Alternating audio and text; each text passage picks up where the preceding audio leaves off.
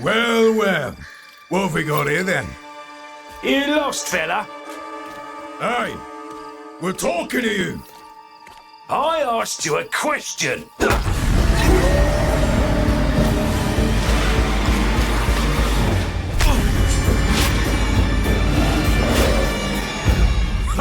What's wrong with him?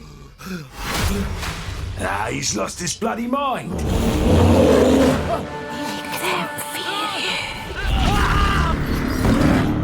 A new weapon type that Druids use, Animal Talismans. When you equip an Animal Talisman, you can choose which animal form you would like the talisman to represent. Depending on what you choose, you'll be given that animal's basic attack as a new skill to equip. For a bear, that's Maul. To turn into a bear, simply use the skill. Your character will instantly transform into a bear and attack. If you want to change back to a human, just cast a spell. You have, the longer the rampage lasts, and doing it over a volcano makes it even better.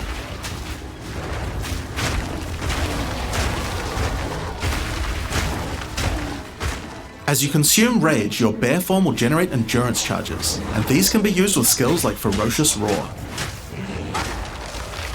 Ferocious Roar is a war cry that empowers your subsequent attacks to break your opponent's armor.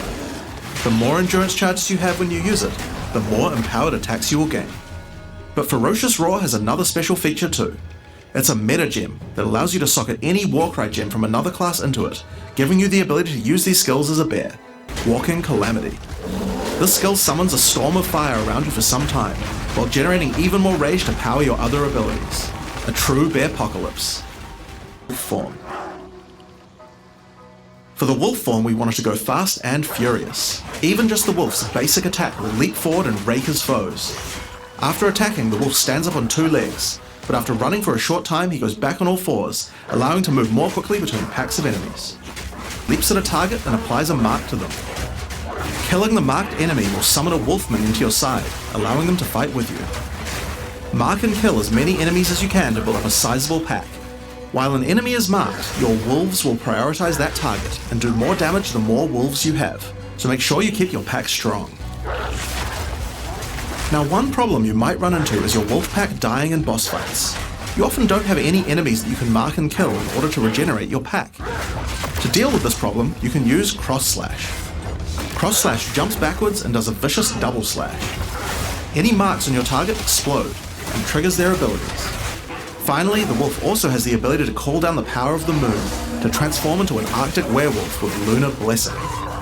In this form, you move and attack more quickly and deal extra cold damage. Wyvern has a number of long-range breath abilities, but that doesn't mean you can't get into melee range when you want to. The basic attack of the Wyvern is Rend.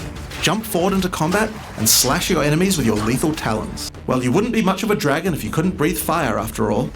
Rolling Magma is the first of the Wyvern's breath attacks. Spit balls of fire that bounce along the ground. These balls will trigger volcanoes as well, so it's a good idea to cast one as a human right before you start spitting. As a Druid of Scoth, you have the ability to harness the power of nature to create entangling vines to slow down your enemies. Another of nature's punishments is the thunderstorm. Creating one of these will create periodic strikes of lightning from the sky, and will also make your enemies wet. Why is that useful? Well, of course, things that are wet are easier to shock. Use it with lightning damage from your Wyvern form to enhance your damage. Making things wet also makes them easier to freeze, so it works nicely with your wolf form as well. And you know what else likes water? Plants. Water your plants to give them various extra abilities. Use Lightning Storm with Entangle to make them last longer, and attach more vines to each enemy, slowing them further. Summon Thrashing Vines to slam at your enemies for a time. Any that are created in water will be larger and deal more damage. Use Flame Breath to take to the skies and rain down a stream of fire on your enemies. You have wings, so we have to take full advantage of them after all, so fly around and burn in it. Fan the Flames can be added to any wind skill to spread fire from one ignited enemy to the other enemies behind them. It's great for the Wyvern's Wing Blast, but you can also use it on many other classes with wind skills, like the Twisters on the Huntress, or the Monk's Staggering Palm Projectiles. Accelerated growth causes extra explosive plants to erupt from the ground whenever you grow plants with rain. And Advancing Storm changes storm skills like your Thunderstorm or Tornado to move across the battlefield. It's great for watering plants en masse, or to turn tornadoes into a real disaster by sucking up multiple ground effects as they travel along. And the Sorceress might like to use it with Firestorm as well. Echoing Cry causes your Warcry skills to echo. They will repeat a couple more times with a delay after you use them, giving you more empowered attacks. Use it for the Druid's animal form Warcries, or on the Warrior for a nice power boost. Grounding Shocks causes monsters you shock to turn into living Tesla coils, arcing lightning to nearby enemies. You could use it with your empowered wings for an extra damage boost, but it's also great with any other shocking skill. Try it out with Lightning Spear. It obviously needed more AoE clear. There's a whole pile more, but we'll leave those for you to discover. The first class is the Shaman. The Shaman channels nature's elemental fury and can harness rage as a spellcaster, unifying his animalistic and magical tendencies. By allocating Druidic Champion, you gain spell damage the angrier you are, and with Furious Wellspring you generate rage continuously and can spend it to empower your spells. With the knowledge of the Asmerian Magi, the Shaman can harness untapped power from runes and idols. After allocating Wisdom of the Magi, you will notice that all runes and idols have extra mods only available to the Shaman. These new mods unlock countless new possibilities for enhancing your build. You can also allocate Bringer of the Apocalypse, allowing you to become a walking natural disaster. After dealing enough elemental damage, storms of all elements rain around you, destroying all who would face nature's fury. There are other abilities for the Shaman, but I'll just show a few from each class for now. The other Druid Ascendancy is the Oracle. The Oracle perfected the power of Foresight and utilizes this in combat to gain massive advantage. When taking Fateful Vision, you will see visions of your future self using specific skills. If you decide to follow this path by using the skill yourself, it will do significantly more damage.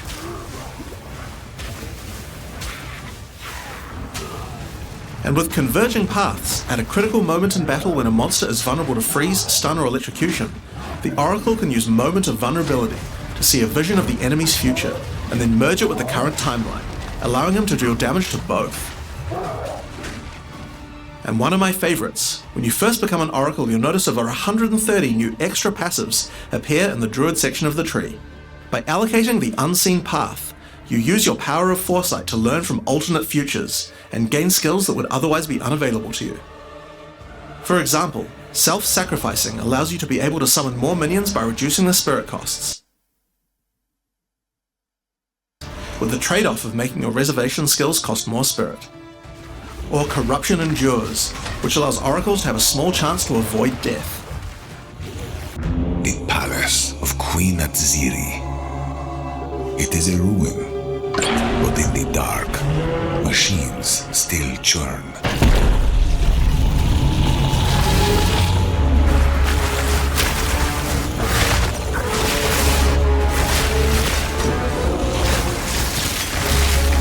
The temple has many functions, and with it, a chance to save the Vaal, a gateway through time.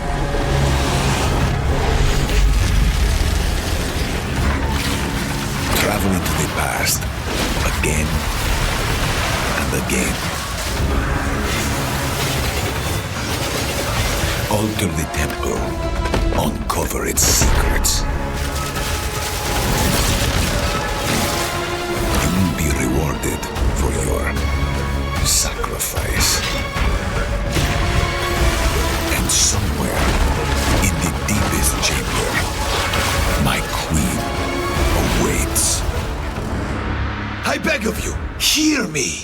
The beast cannot give you what you desire. You may have studied it, Doriani, but you do not know it like I do. It adores me. Come now, give unto me your desire. At last, fulfill my soul.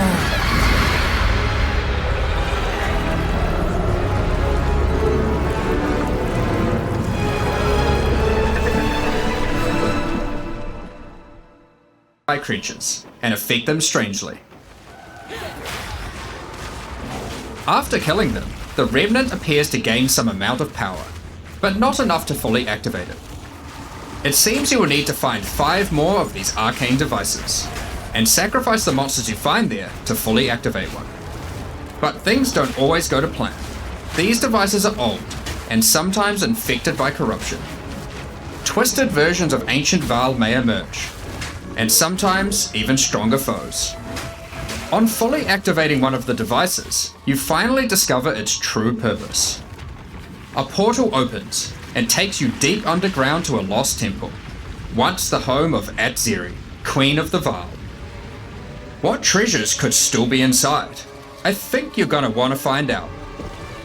In front of the entrance is a console of some kind, and on activating it, you can see a map of the temple. Atziri's personal chambers are on the far side, but how could anyone get there? There are disconnected rooms, and the layout doesn't seem to make sense. And that's when you realize the purpose of the ancient devices scattered through Rayclast. The temple is powered by sacrifice, and this energy can be used to modify the very structure of the temple itself. Each time you run the temple, you will be given 6 rooms that you can place, allowing you to craft your own dungeon to explore. Place paths to link up the dungeon, and place rooms beside them full of precious loot. After you are happy with your choices, open the temple, and discover the results of your efforts. Each room contains different challenges along with its rewards. On entering a room, the doors will slam shut behind you, and you will need to face the encounter within. But choose wisely. It's important where you place the rooms to get maximum returns. For example, when placing a commander, you could just place it anywhere along an existing path, but a much better strategy is to place it next to a garrison of troops for him to command. With better leadership, the garrison will level up, making the monsters harder, but also more rewarding. Different rooms have different requirements for leveling up. For example, if you want to fully level up a smithy, you will need to supply it with golems from an adjacent golem works, and hook up a generator to the power network to supply it with power. After doing so, the golems will be powered up, making them much more dangerous. You don't need to memorize what interacts with what. When selecting a room, you will be shown the locations that will make other rooms level up, and exactly what effect it will have on the temple.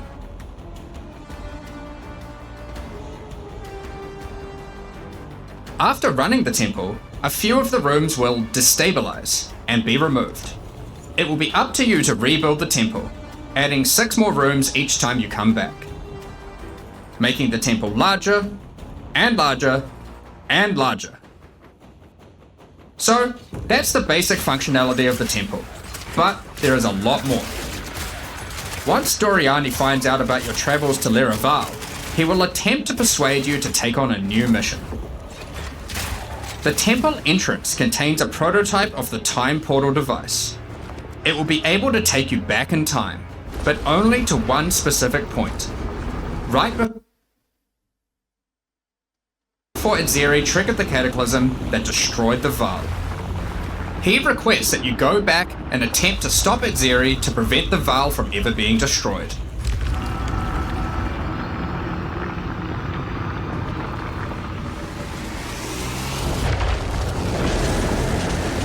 Atziri is on the far side of the temple, so you will need to expand the temple significantly to get to her. And even worse, her chambers can only be unlocked by a room that isn't currently accessible to you. In order to deal with that, you are going to need to visit the architect of the temple.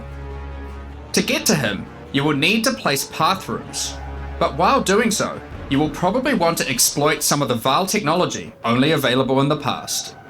Once you can travel into the past, a whole new set of rooms are available to you, and they have some pretty insane rewards.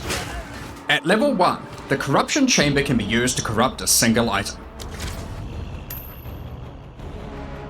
But placing it next to a thaumaturge to run the place, and a sacrificial chamber to provide soul energy, you'll be able to level it up. And it's worth it. because once you get the room to level 3, there are some very nice rewards to be had. In a level 3 corruption chamber, you will find this mysterious device. It has a slot to place an item, and it only accepts items that are already corrupted. What will happen to them? Well, normally once an item is corrupted, you can't modify it any further. But this device allows you to corrupt your item a second time, adding another enchantment. This has the capability to craft some very powerful items indeed. But be warned, the Vaal are all about taking risks in the pursuit of power. There is a 50% chance that the item will be destroyed.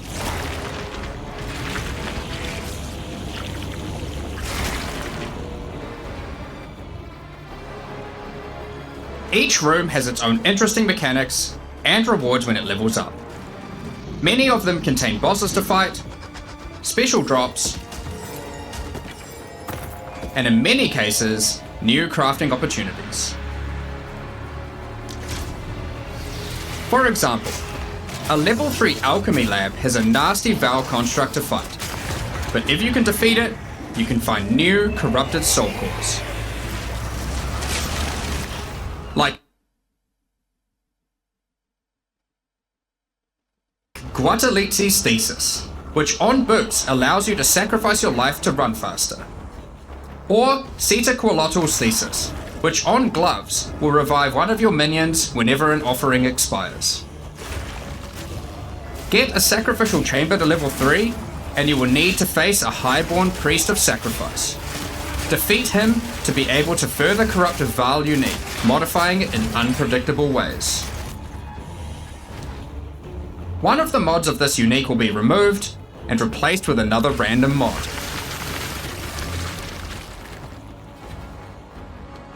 For example, this Soul Mantle.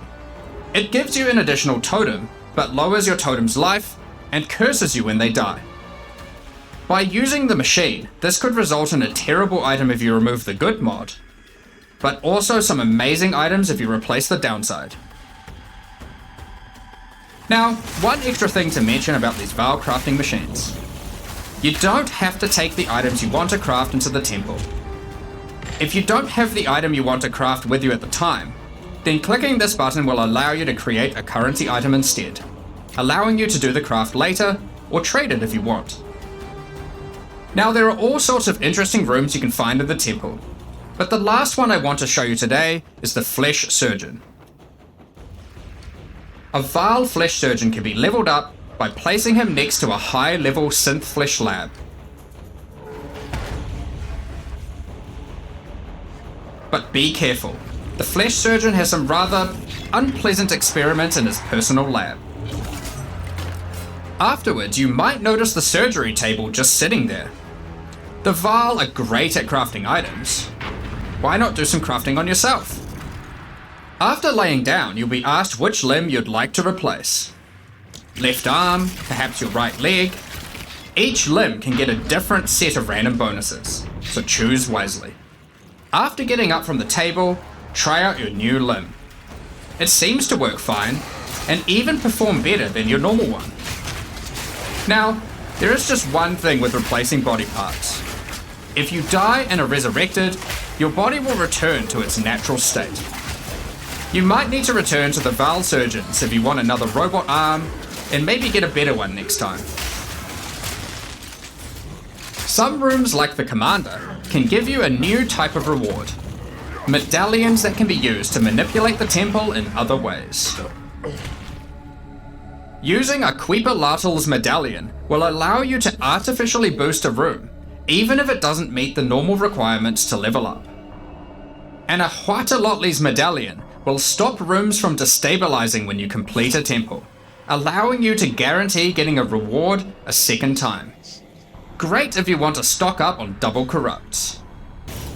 Now, with all that aside, time to face the Architect, and you will be in for a fight. Once defeated, you will find another console that can be used to modify the temple. But this one is special. It allows you to place new types of rooms with specific rewards. There are rooms with specific uniques, special runes, and currency. But also a few other, more niche crafting experiments. Like this one, that can extract the socket balls back out of an item, at the cost of destroying it. Now, something really important is every league we release a significant amount of content for the endgame. In order to make sure that the Fate of the Vaal works well for late game players, we've added many mechanics to make sure that you can scale the difficulty and rewards to match. Getting some rooms to level 3 adds extra mods to the entire dungeon, and these stack with each other. So in endgame, when you can get some really big temples, you can generate a challenge that can even match the strongest of characters. We also start to introduce ways to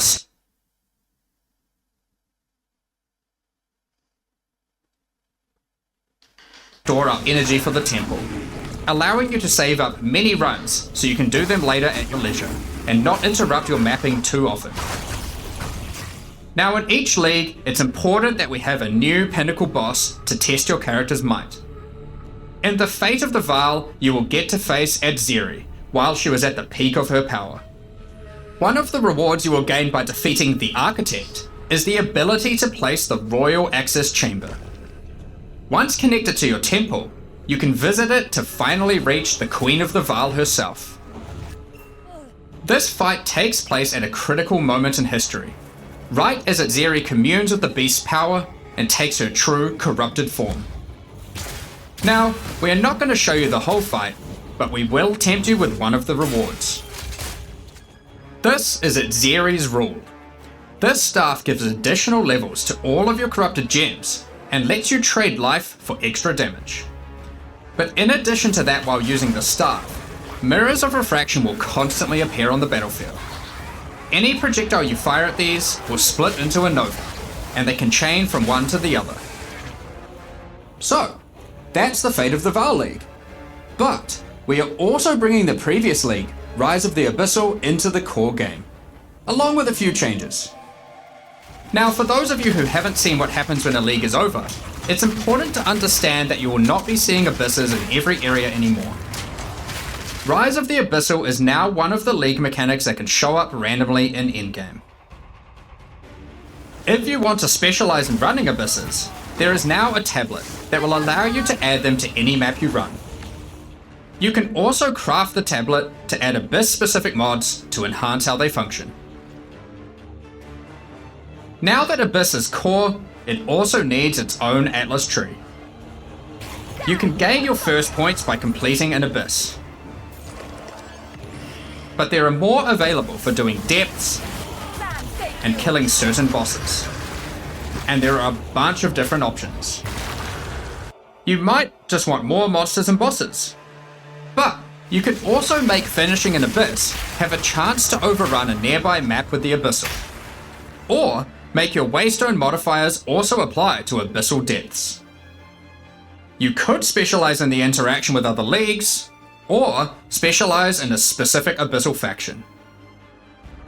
One of the important elements that we have heard loud and clear is that needing to do Abyss crafting on Waystones is quite annoying. So, we have removed that. In fact, we have removed instilling from Waystones as well. This mechanic felt mandatory on maps because it boosted the value of all other content, but it was both annoying to do and resulted in a lot of visual clutter. Instead, we are bringing back some of that power on tablets, which you don't need to craft nearly as often, since they last for 10 maps each. Once you defeat the Arbiter of Ash, you will be able to upgrade tablets to a rare with 4 mods using regular currency. Even this isn't enough to fully bring back the power you could have gotten from instilling, so we have also buffed the bonuses that tablets give. Going forward, we're not going to be adding any more crafting directly to Waystones outside of the basic currency, because it adds too much micromanagement. But on that note, Fate of the Vaal does bring the ability to corrupt your tablets, hoping to get one of many different random outcomes. Now, with regard to Delirium Fog, Even though you shouldn't have to have it on every map anymore, we still did want to make it less visually annoying. Delirium Fog has been toned down significantly, so you won't feel like you're just playing in a sea of grey. Another big source of problems in the endgame is the feeling of getting overwhelmed with monsters. In 031, we reduced the number of monsters in early endgame in order to help with this, but still scaled up the number of monsters to previous levels by the time you got to tier 15. Well, after letting this simmer for a while, we are still getting this kind of feedback. So we are no longer going to scale up the number of monsters you go as you get deeper into the endgame. Instead, we are scaling up the difficulty and rewards by the same amount. So to be clear, instead of increasing the number of monsters by 40%, they will instead drop 40% more items, grant 40% more experience, and have 40% more life, in addition to all the normal scaling they get due to being higher level. This only applies to regular monsters, not bosses. We have also reduced the speed modifiers that monsters can get sometimes, which also helps a lot with